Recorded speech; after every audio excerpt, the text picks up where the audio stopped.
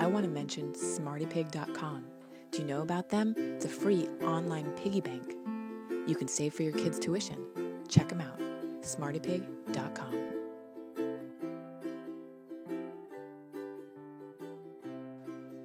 All right, here we are today, another entrepreneur mom I get to speak with. Today I get to speak with Ingrid Carney of Ingrid and Isabel. See, look at that, I just messed it up. Ingrid and Isabel,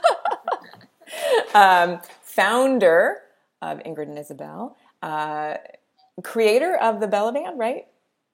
You actually created this fantastic product that I used, and I know that hundreds and thousands of women use it. So I'm super excited to have you on the show today. How I like to begin the interview is just finding out who you are. I want to know who your kids are and how you kind of began this wonderful journey. Okay. Well, I am a wife to an amazing husband. I'm a mother to two girls, the oldest of which is Isabel, and she's now 12. The second is Alexandra, who is almost 9 in 1 week. I am an employer to 8 amazing women, and also support a lot of outsourced help from production and factories and public relations and IT to administration and finance and lots of legal. And I like to say I'm a friend. I somehow find a way to fit it in and stay connected with all of those women who help make me strong and get me through my days, whether they're great or hard. I love that. I just have to say, I love that you started off with saying you're a wife, right? Like that, and then you went into saying you're a mom, because I believe that my first job is like being a wife and a mom. And I love that you just repeated that. And your kids are 9 and 12. Yeah. And how long have you been with your partner? I have been with George, as of just a few weeks ago. We've been together for 20 years. I know, it's crazy. We've been married for 15, together for 20. I know. It's crazy. Thank you. Thank you. Congratulations. That is amazing. So tell us a little bit about how your journey began, obviously with your daughter. Yes. I think she probably helped in the creation of this. I was newly pregnant and working at a startup. Actually, it was my startup. I'd worked at other startups, but this was finally mine that I'd done with a few other women. And the dot-com bust was happening. This was very early in 2001. And we were going out for our Series B. And at the time, everyone was shutting down. And the buzzwords were play it safe and go wireless. And we were definitely not wireless. So we decided to make one last go of raising money and found a venture capital firm here in San Francisco, but that invested in not necessarily just tech, which at the time that's really what everyone was doing, but also expanded outside of tech.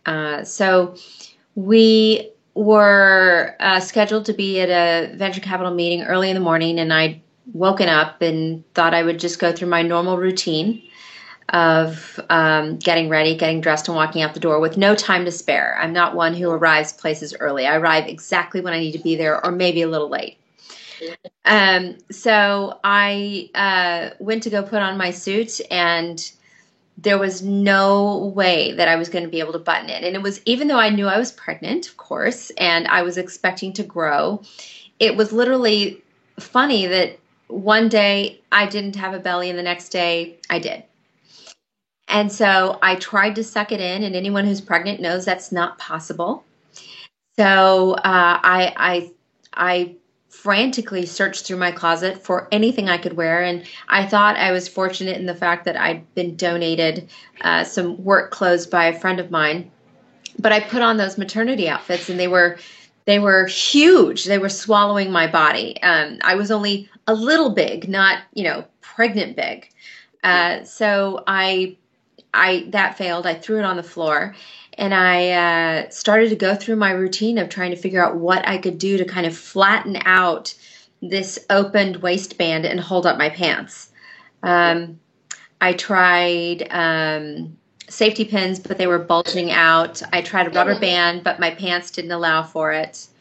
So I thought I need a big bandage, something that's just going to go over my open waistband and just flatten it out. And I thought, okay, I'll get like a big knee patch. And as I was walking to the first aid kit in my restroom in the closet, I realized that was a ridiculous thought, to think that a Band-Aid would adhere to clothing, come off when I had to pee, go back on, come off when I, had to do something else. So, but right next to the knee bandages was an ACE bandage. And that was my first leap from a localized solution to actually wrapping around the waistline. So I pulled it out and I frantically wrapped it around my waist and flattened everything out. And at first I sat there and I looked in the mirror and I thought, this is perfect. Then as I started to walk around and move and put on my shirt and my suit and my suit jacket and my shoes, it was moving all over the place. And there was no way it was going to hold up my pants and be still and flatten out the way I really needed it to do. So I ran back to the restroom, my closet, and I thought, okay, well, what else wraps around the body? And I immediately thought, pantyhose. So I snipped off the crotch and the legs. I stuck my feet through it. And I can't even believe that I still had pantyhose, but I actually had pantyhose from the days that I worked in Texas at an ad agency, which, everyone walking around looked more like they were working at a bank, but that's the way it was in the early 80s, late 90s. And so I stuck my legs through, I put it on, and it sucked everything in. It folded, it flattened out my pants, and then it just completely rolled up like a burrito. Because it was slippery and thin, and that stretchy nylon, when it's too tight, it just goes to the smallest place on your body, which was almost my empire waist. So I stripped it off, and then I found a tube top. It wasn't sized appropriately. It was way too loose, but I rolled it over like 3 times and I flattened everything out. And I thought, okay, it'll hold enough. And I put on my shirt, I put on my jacket, and I didn't think anything of it. And I went to the meeting and I arrived in the lobby. Of course, my co-founders were just, where are you? You're late. So I got in the elevator. I said I couldn't figure out what to wear. And neither of them had children, so this was new to all 3 of us. And I lifted my shirt and I said, look at what I did. And I remember one of my co-founders literally was holding her little handbag in between her legs, looking at me and looking down at my belly and said, you need to do something about that.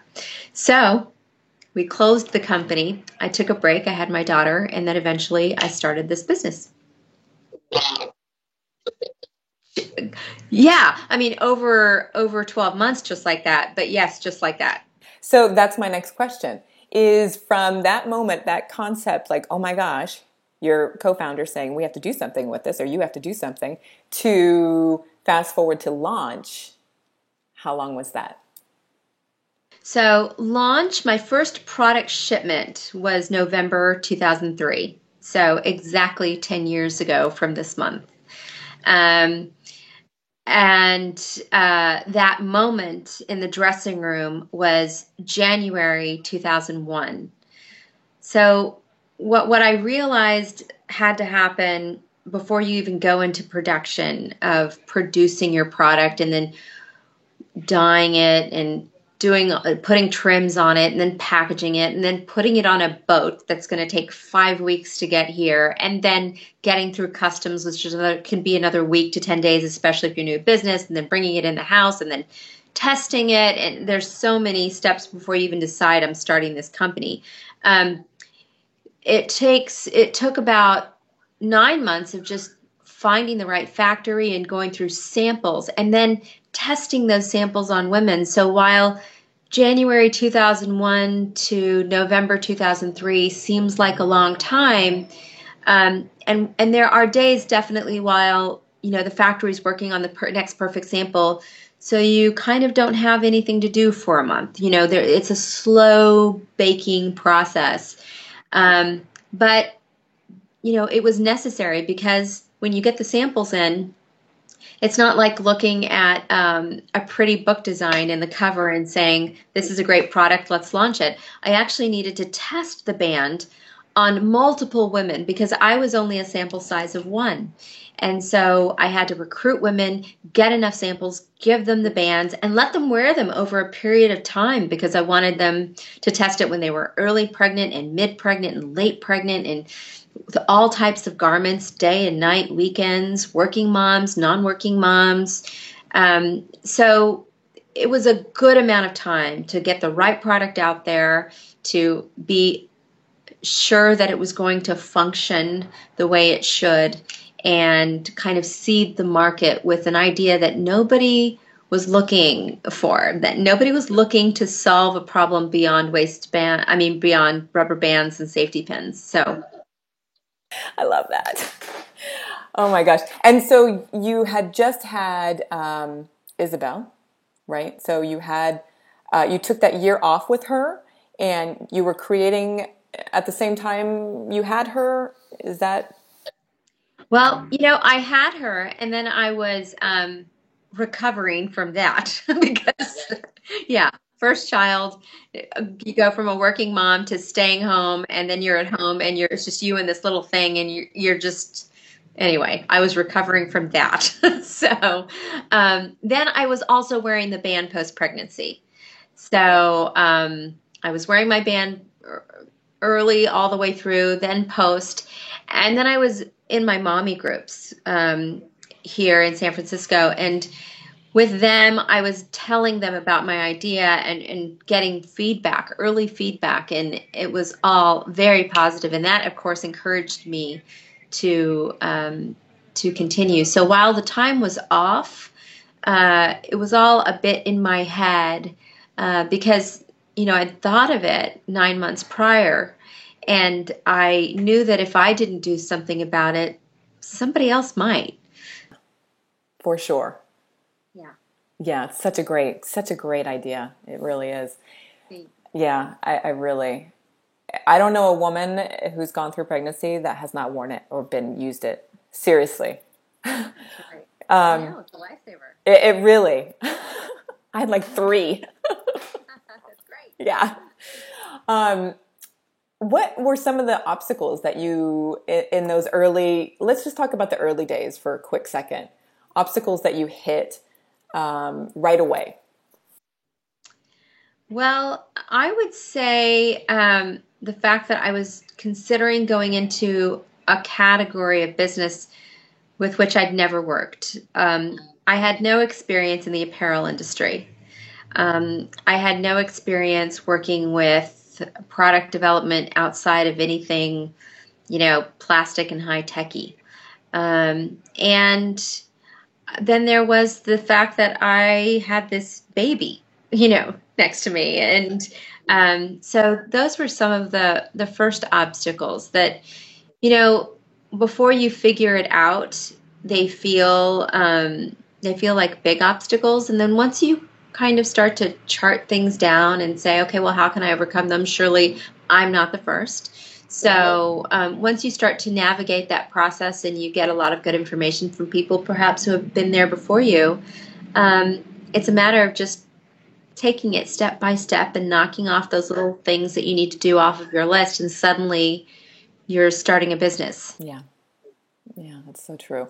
Did you have, were you, when you got that first shipment and you were like ready to let your product out in the world, were you nervous or anxious, or did you already do enough research and get enough customer feedback from your groups that you were very sure and confident? Well, what's funny is that I think because I had not worked in the apparel industry and I'd never worked in a warehouse, and now my warehouse was my family room, I'd never been through the QC or quality control process. So, and it sounds like you know what I'm talking about. It's a nightmare. It's a nightmare. And so was I anxious and nervous? I was more excited because you don't know what you don't know.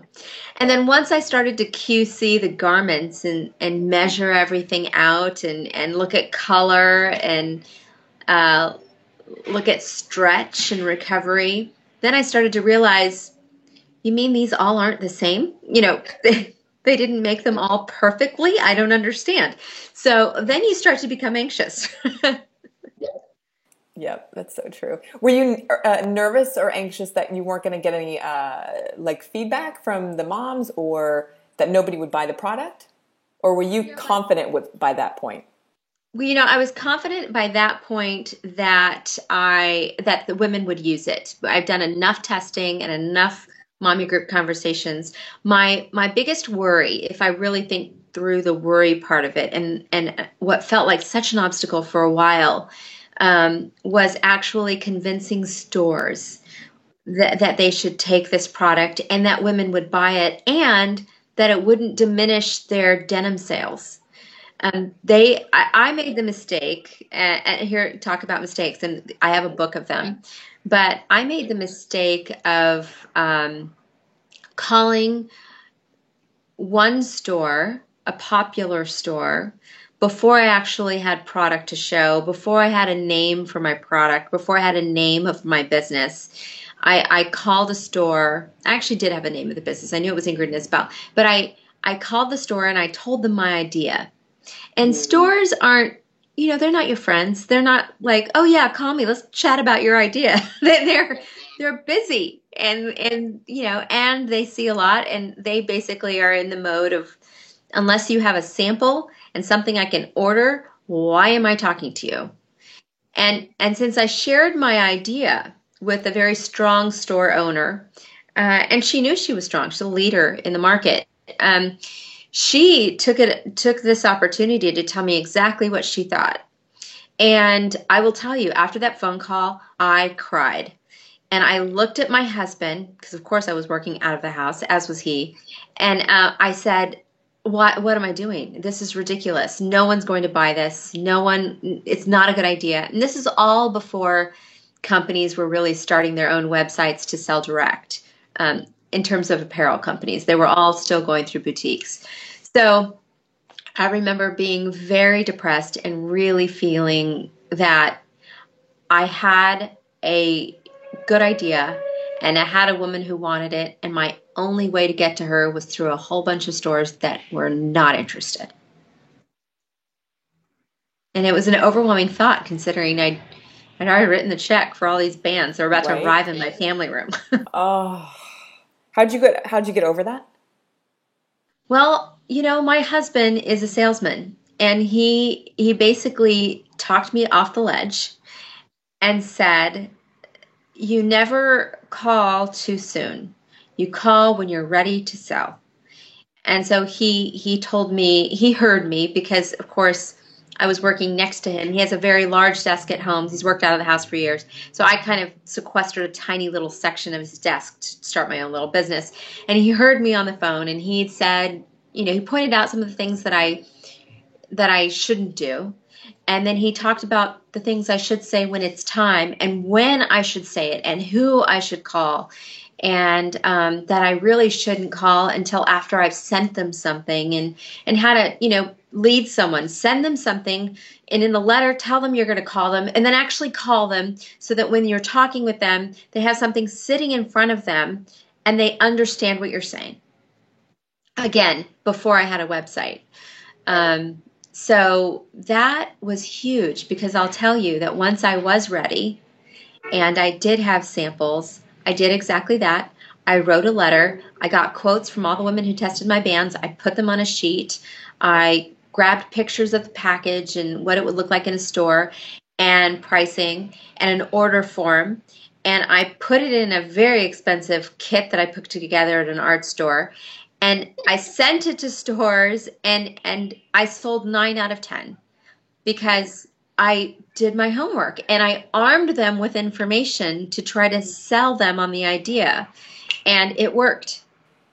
You did your homework. I did my homework. Yeah. After that first failed call, I decided I should do my homework. That's great. It's great.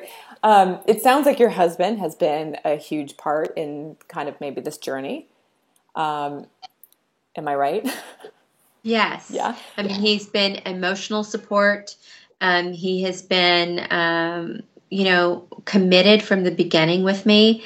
At the time that we decided to invest in this business, the stock market was failing. And so, not that we have a lot of stock, but we had a little stock, and we just said, okay, well, do we keep it there where it's all kind of going away, or should we give a little bit to you so that you can actually start this and not raise money and own it wholly? It paid off. Excellent. Who else has helped you, Ingrid? Well, my girlfriends. Oh my gosh. My mommy friends especially, because they're the ones who gave me true mom feedback about the product, what they wanted out of it, being pregnant, how they felt, because how they felt and their emotions around pregnancy and clothing crisis helped formulate the brand that we are today. So I would say that a lot of what we say today and what we look like and who we are germinated from the very beginning. There isn't a big difference about how we define ourselves from 2001, 2002, 2003 to what we say today. It's all been very consistent.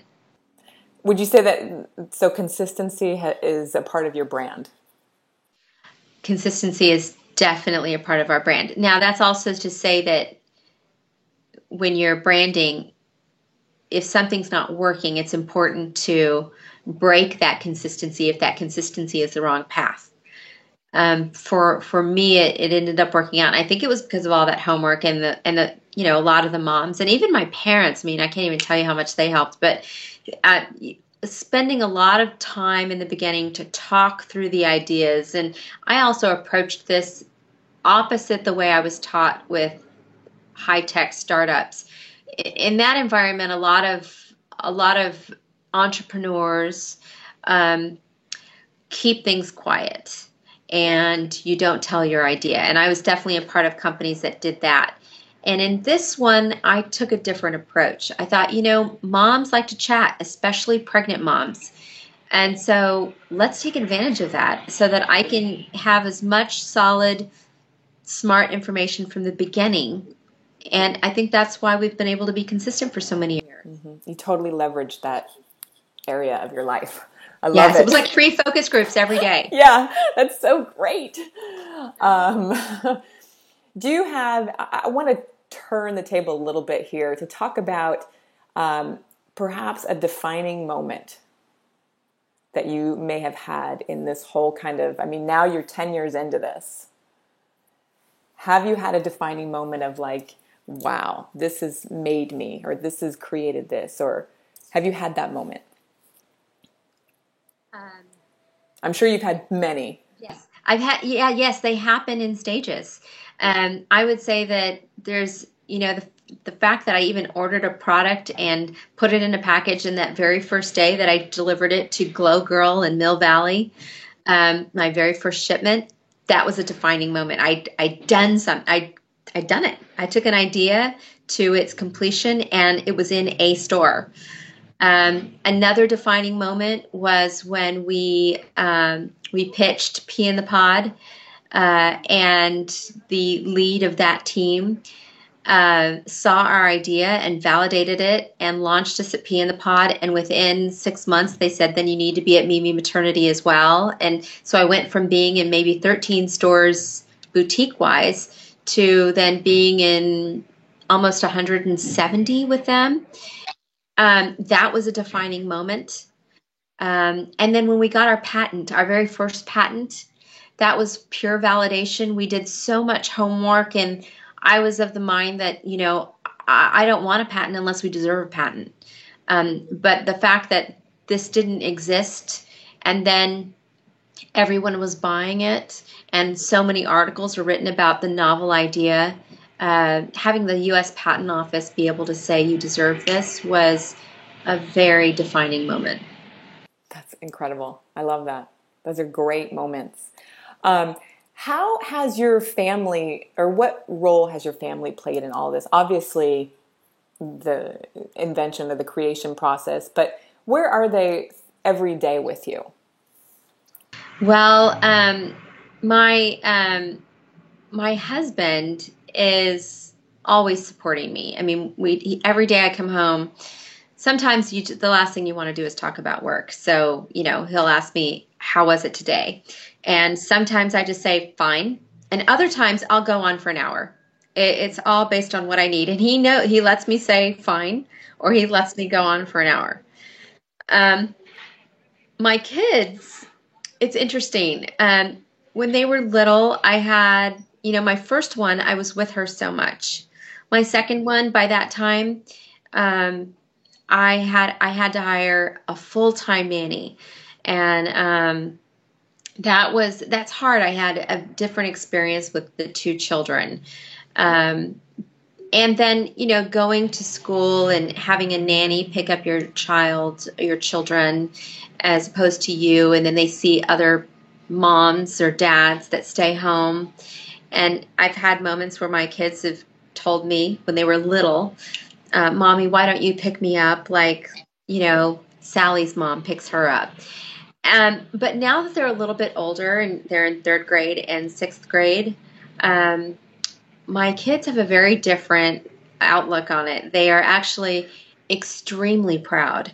They love to bring their friends to my office. They love to talk about what we do and how we help women and moms and pregnancy. And they're extremely proud now that they can understand it more. Mm-hmm. I love that. Do you have time? I know as moms, we are so focused and so committed to our business, and we're also committed to our families, right? So how do you kind of juggle this? Do you have a calendar that you live by? Do you schedule things out? How is this kind of balancing in your life? Sure. Whatever I tell you, I'm sure I can do it way better than this, but here's where I am now. Yeah. As of today. Well, let me say I started with these little, and here it is. I'm just going to grab it because it's never far away from me, but I have my little Moleskine books. And I have them going back to 2001. I saved them, and only this year have I started with the Moleskine book that actually has the week. So this will say December, and it's this week, and then it has notes on this side. And that is allowing me to find information because I have them going back from the beginning, and I've actually had to go back and reference information for whatever reason, and I struggle with finding it. So I write a lot of things down.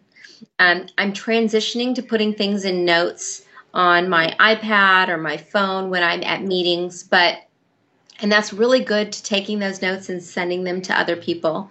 But as far as family and whole life goes, in this book, my first half of the sheet, it says personal. I actually put personal first. And then the second half of the sheet, I put work. And every week I write down, here's an example. I just opened it up to any page. Or you can say, but this says personal, this says work. And if I don't finish something, I put an arrow on it and I shift it to the next day. And then I also use Outlook for the whole family. I color code each of my daughters. I color code work. I color code George. I color code personal. And I put it all in there, and so that I can kind of look at the whole day and know where everyone is at any given moment, including my husband's travel, my travel, my parent, just I need to know where everything is in one place. But I like the fact that I can unclick certain people in the key and then just see my schedule. Right. I love that. Do you have enough time?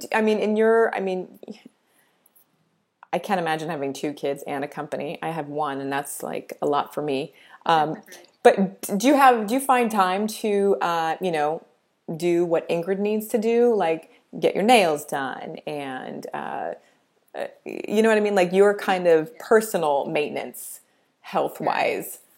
Right. Well, I'm getting better at that. I do what I can. I you know, interestingly enough, I decided I needed to put everything close to to wherever it is. I don't care where I'm in the city, whatever it is, it needs to be close. So my kids, when we were going to elementary school, I moved my office 5 blocks away. And then now I'm 3 blocks away. So I'm 3 blocks away. My office is 3 blocks away from my kids' school. Now, after living in our home for 16 years, my husband and I just bought a home next door to my office. So it's literally down below. I can look out my window and they're building a garage. So I can, because San Francisco, not everything has a garage. But all right, so your house doesn't come with a garage. Okay, great. I'll build one. So anyway, we're building a garage. We're moving in. Well, that's a whole other story, but I'm getting moved while I'm on Thanksgiving break because I didn't know I was moving at this point. So I'm moving in, and as of December, I will be living next door to my office, 3 blocks away from my kids' school, 2 blocks from my dentist, 4 blocks from my hair salon, 2 blocks from not my personal, a place where I go and lift weights, and tons of food options. So I've just made my life so much easier. As far as the personal grooming and personal care, I have found that if I can find a workout place that starts at 8:15 or 8:30, I'll do it. And then I will come to work and I'll be in my workout gear, and maybe I'll shower as soon as I get into the office, which is a little bit later than everybody else, or maybe I won't shower. And I will just figure it out. It depends on the workout I've had that day. And I try to fit it in. And if I can do that, 3 days a week, then I'm doing well. I have that same mentality. My dentist is a block away. My manicure is a block. My kid is 5 blocks away. I love that. Perfect. Yeah, it's like the only way I can sustain my life. Like I have to be able to walk. I have to be able to walk to wherever I need to be.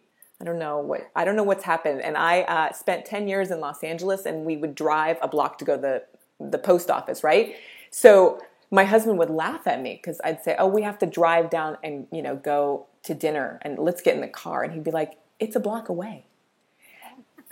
And so over the last 10 years, like now I'm like, I have to walk everywhere. Yes. Yeah, it's incredible. And if you get one of those bracelets, either Fitbit or Jawbone or Nike, they'll help you track what you're doing. Right, so right. I love that. You and your husband have enough time together? When the kids were younger, we had a scheduled date night every week. And now that they're older, we actually like being with them. I mean, not that we didn't like being with them before, but we have conversations with them. We can do things together. I mean, what brings a tear down my eye is when we are on a mountain skiing and all 4 of us are going down the same slope together. That is just a huge leap as a family. And then the other night, my youngest daughter had a sleepover. So our oldest daughter, Isabel, my husband and I looked at her and said, "Should we go see a movie together?" I mean, like, when is it, not animated? So finally we went and saw a movie together, and we all 3 enjoyed it together. And so I definitely think that my husband and I need more time, just he and I. And every now and then, if I do a business trip and he's traveling too, we'll try to put that together. Or even when we go on family trips, we'll have a night where we get a babysitter and he and I will go out.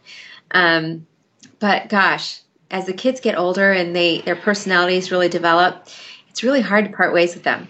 Yeah, that's nice to hear. I love that. I want to ask you about two tips. They can be mom-eccentric or work-eccentric that you would like to share with other moms. Okay.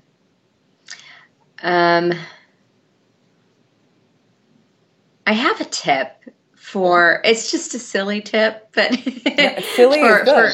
Okay, silly's good. Okay, here's a silly tip. My silly tip is this. If you have little children that eat a lot of wet food, so sticky pasta or wet vegetables and anything else that's moist, fruit, and it falls on the floor, and this floor is just, you don't want to get on your hands and knees, and you don't want to like get the sponge and it sticks to the broom and it's gross. Get some oatmeal and sprinkle it on all the food, and then it just sweeps right up. That's a great tip. It is a great tip, that's a right? Great tip. It is a great tip. Think of the food on the floor as like the pasta, and think of the oatmeal as kind of like the Parmesan cheese. Yeah, that's a great tip. Yeah, that's great. That's a mommy tip. That's a mommy tip. Yeah. Business tip. My work tip would be, and this is somebody who can really take it to the nth degree in your business, but I always said I would only work on school hours. And the reality is that business does not wait around for you. Your family will wait for you, unfortunately, so you take advantage of that. But your businesses won't wait for you. Lawyers won't wait for you. You have to be available and accessible working hours.